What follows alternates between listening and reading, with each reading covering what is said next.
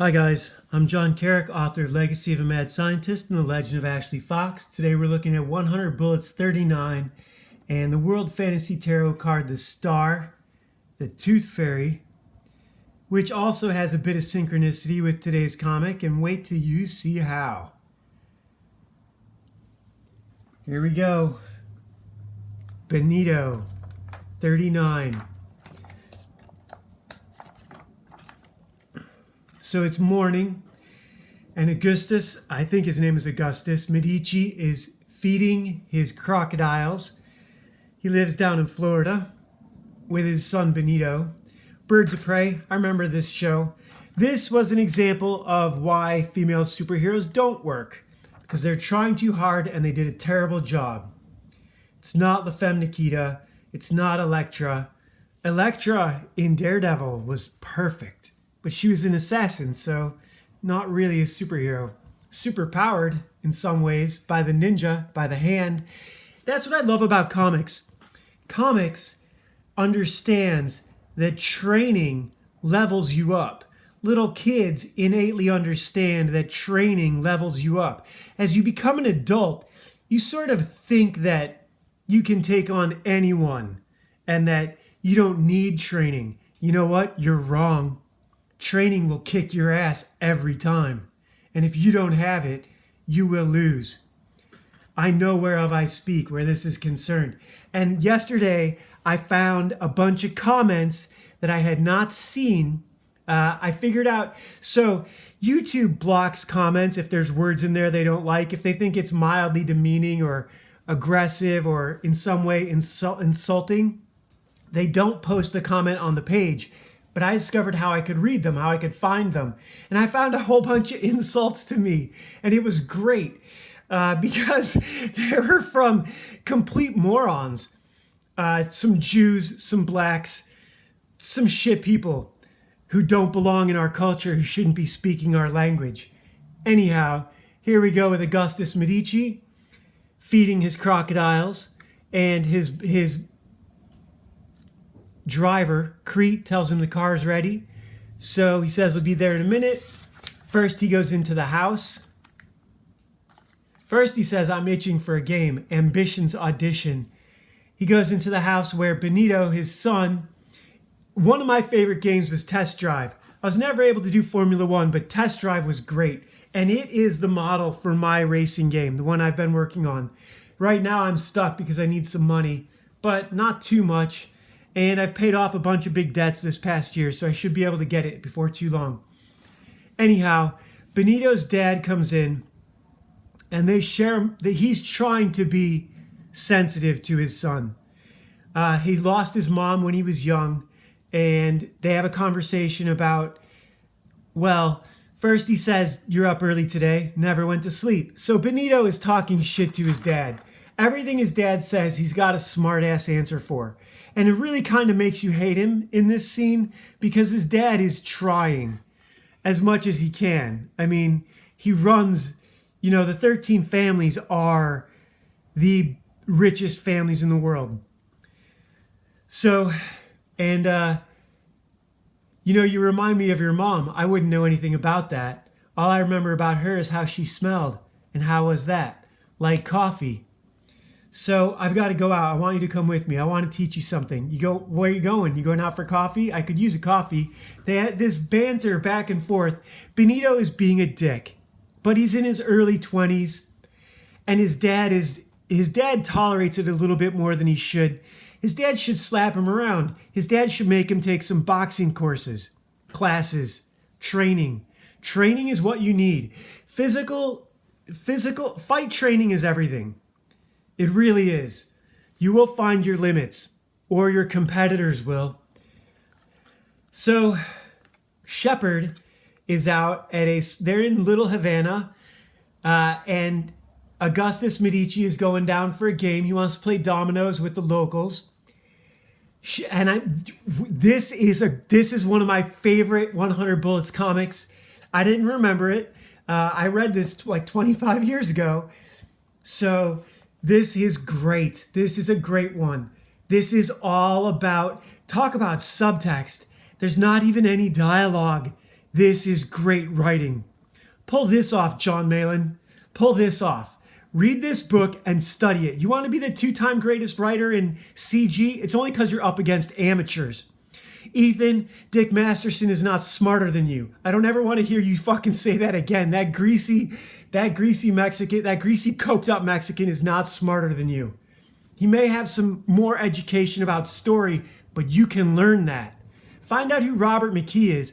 There's a lot more to writing than Save the Cat. Charles Vogler, The Hero's Journey, The Hero of a Thousand Faces, spacing on his name, but he's a huge guy. So anyhow, Shepard is standing out here outside the coffee shop, and he's paying attention to what's going on. This guy asked him, "You in town for business?" "How'd you know? How'd you guess?" "The tie, it's a dead giveaway." "That I've got business or that I'm from out of town?" "That you're from out of town. It's too hot down here for ties." So meanwhile, now this is just genius. You get all this art with no dialogue. Shepard's enjoying a coffee, paying attention to the people hanging out on the street. These guys working on a car. This, guy sitting on a park bench. I love the low angle artwork right here. The sort of worm's eye view. This guy is not this guy, but they're almost the same guy. I think they're both wearing Converse.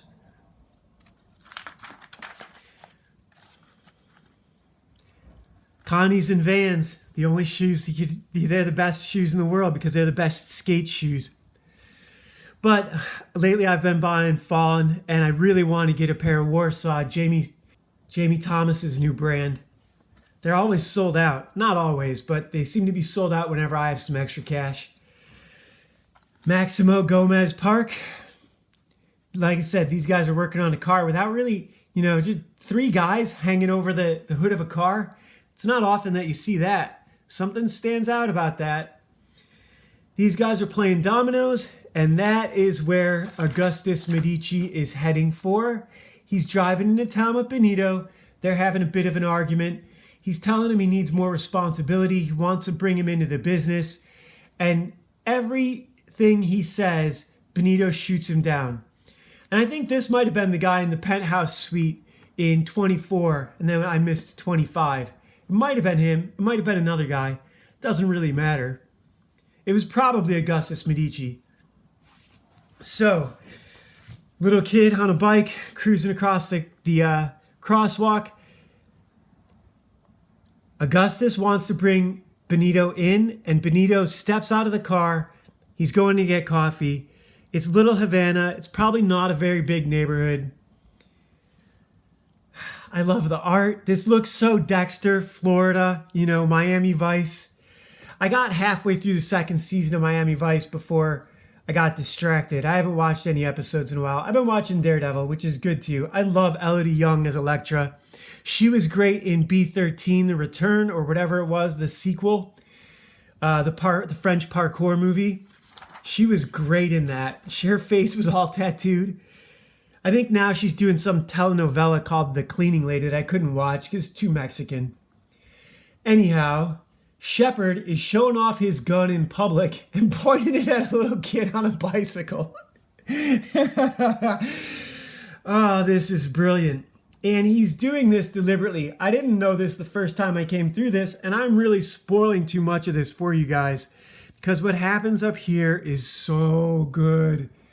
You guys should really be reading this and not find the digital copies. I don't want to post the links to the millions of comic book torrent sites out there where you can read the digital ones for free. That feels like a step over the line. I mean, I'm already spoiling the whole thing on this channel, everything except the dialogue. And you could hit pause and read the dialogue if you really want to. You could scale up the screen.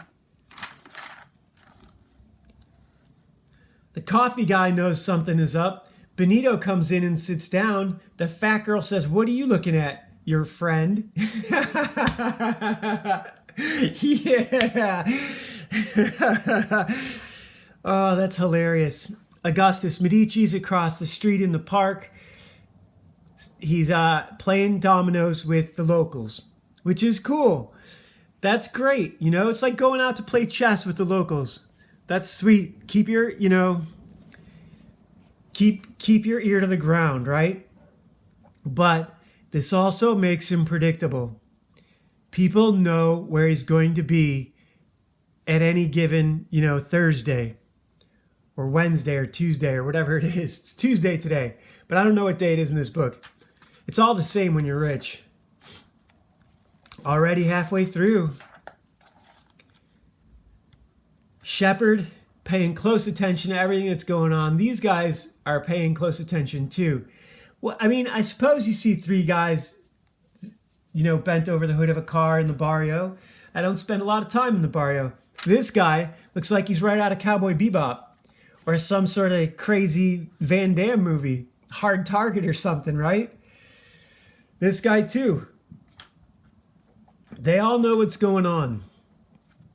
The fat girl pushes on. Benito asks her if she likes ice cream. She says, "You know someone who doesn't?" And when Benito orders, he orders vanilla for her and mocha for himself. That's awesome writing. That is awesome writing. And isn't it funny that all black girls want to look white? Man, you guys, y'all pretend to hate white people, but you're so jealous of us. You want to be next to us. You want to live in our neighborhoods. You want our institutions. You want our laws, our courts, because they're not corrupt and they're honest. And you can't get that in your own country. Fucking pathetic. So Augustus is losing at dominoes to these guys. And he lost the game back here. This guy beat him. He was playing against this dude, and then this dude beat them both. So this is just genius. And that's a lesson too, ain't it? So the next game Augustus is playing, he's telling the other guys, look, we got to watch out for the other players too. We can't just be playing against each other, homie. This is just brilliant. Mr. Shepard shows up. Mr. Medici, yeah, how's life in the weeds? Better than life in the clouds. Yeah, not a. What does he say here? I doubt it. I doubt it very much. But then Shepard has to explain, well, it's hard to say. I'll tell you what I know. And Augustus Medici says, that's not nearly enough. I agreed to let you handle this situation your way. And Shepard takes a moment and says, I don't believe that's wise anymore. And Augustus Medici, now that's when you have one of your most trusted subordinates telling you he's out of his depths, you'd better pay attention. You had better pay attention, and he does. You haven't failed, meaning that's very hard to say. Why the change of heart? Because of what's at stake. The trust at peace? Guess again. You've got a war on your hands. And Augustus Medici, now he looks up. What do you mean? Shepard, I can count the men who know about me on the fingers of one hand. What war? How is that a war? Because the war is not against Graves and the Minutemen, Mr. Medici.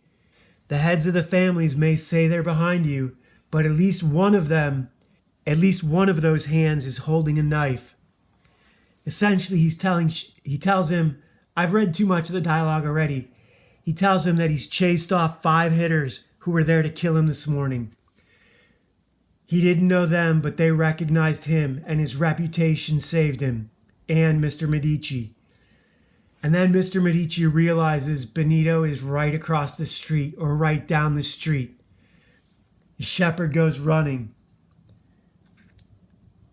This is great. So the 3 guys in the car that didn't work, who were waiting to kill Mr. Medici, are now heading down the street to kill Benito, getting coffee because he reminds him of his mom in Little Havana. Oh boy. And Benito talked shit all morning about not wanting to take responsibility. Here we go. This beautiful girl he's fooling around with, dead. Took the bullet meant for him. And it's not over yet. The fat girl starts running. I never did get to play the Thing game. There's an ad in here for Dead to Rights, and I think I beat the shit out of that game. This guy's there, but Shepard gets him. Shepard gets these three. Benito throws up his ice cream and coffee. Shepard points the gun right at him and fires again. Is that the old man from Dukes of Hazzard? Might have been. I don't think so. I think he passed away. Anyhow, got the other guy too. The gun slides over to Benito. Shepard tells him not to pick it up. Crete gets the last guy that Shepard didn't catch. Augustus Medici tells Benito to get in the car. The girl is dead. Wow. What a comic. Had to wait 3.5 years to get this. They could have started with this issue. Nowadays, they would have forced them to start with this issue. Everything else could have come afterward. Everything else could have come afterward. If this was a movie, this is where it would start, and Benito would be the main character, because the next thing Benito says, "Are you all right? Benito, are you all right? Dad, I'm fine. But sorry about your game. Don't worry about that. No, Dad, I mean, when we get home, I want you to teach me how to play." What a comic. What a story. 22 minutes and that delivers. You know, they almost made this into a video game and it got canceled for some reason. I'm guessing that Warner Brothers had to put too much time and money into it and didn't like how violent it was turning out and didn't want to put their name on it. And Vertigo wasn't big enough to do it on their own. We also have a conflicted card. I don't remember this, so I'm going to read it again. This is the 7 of Diamonds. And it says, "With modern society gone, Morgan and his group had to live by their own set of rules." Oh yeah, I remember this now. "There was someone, however, who decided to take the laws of the group into his own hands in more than one occasion. On more than one occasion, that should say. They wrote in. He was the judge, the jury, and the executioner. How would you handle someone who repeatedly takes matters into their own hands? Is this good or bad?" Well, let me tell you, you know who it's bad for? It's bad for the wives of the group. It's bad for the wives of the group because they like to think they have more influence. And the end of the world, you women ain't gonna run shit. Let me fucking tell you, there will be no fat chicks in the zombie apocalypse. You ain't gonna fucking make it. And the rest of you are probably gonna be kept in harems by warlords. You're not gonna be making decisions. Y'all should go read Sun Tzu and about how he treats the emperor's prostitutes, his concubines. He tells them that within a day he can make them, as long as he has absolute control, he can turn them into a perfect army. And that's like herding cats, right? The emperor laughs and says, "You'll never do it." And Sun Tzu says, "I will. You just have to give me absolute control." And the emperor says, "All right, knock yourself out. Let's see you do it." So Sun Tzu gets the concubines, maybe let's say there's 50 of them, I know there was a Chinese emperor who had 50 kids. He gets them all into formation, cover in a line. There's a reason you have to drill and do formation. It's about instilling immediate obedience. It's about working together. It's about marching. In ancient Rome, I have a story. I have two stories here. Once upon a time, when Caesar was fighting the other Romans, a group of soldiers, his enemies, had taken a small village on a hill, although the village was only halfway up the hill on a plateau. And it was evening, and they were celebrating. They were having dinner, they were eating in all the restaurants, they were partying, they were not arrayed in formation outside the village. And Caesar marched straight through the town, and no one broke ranks. If you break ranks, that's the one time you can fuck someone up without permission from your senior officer, your NCO. If someone breaks ranks, you have absolute authority to throw them out of the formation. And Caesar marched his men through the town up to the higher ground, and they camped on the higher ground for the battle the next morning. And the opposing army, who thought they'd beaten him, fled because he had the high ground. And they had given up the high ground for a bit of beer and good food.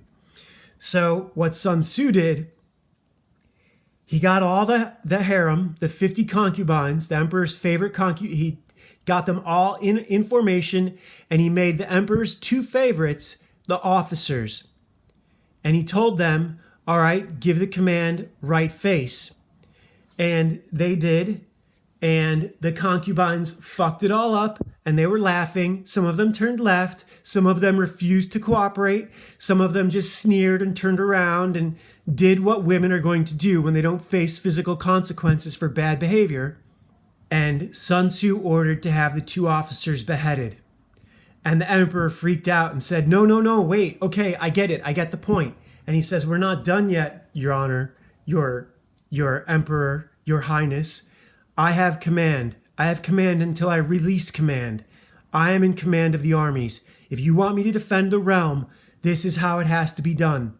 And he beheaded the emperor's 2 favorite concubines and promoted 2 new officers. His next 2 favorite, whoever they were, the next 2 prettiest, it didn't matter. And he gave the command again, right face. And they all did it perfectly. That's what's coming. That's what's coming for all you degenerate fucktards who think you can take advantage of white people, who can get in my comments and call me names and blah, blah, blah, and this and that. You're all idiots. You're all idiots. You have no idea what happens when white people put on uniforms. You are so fucked. And you will not see it coming this time. It's going to start in Ireland. It might start in Los Angeles. Probably not. Los Angeles is too degenerate. It's got too many people here. But it will spread to Los Angeles, and we will be lobbing mortar rounds at Jewish institutions before too long. God forbid the lights go out. God forbid the dollar crashes. Y'all better hope nothing goes wrong. We will cleanse you from the ocean to the sea. The dry land will be free of Jews and muds. You have no fucking idea what's coming.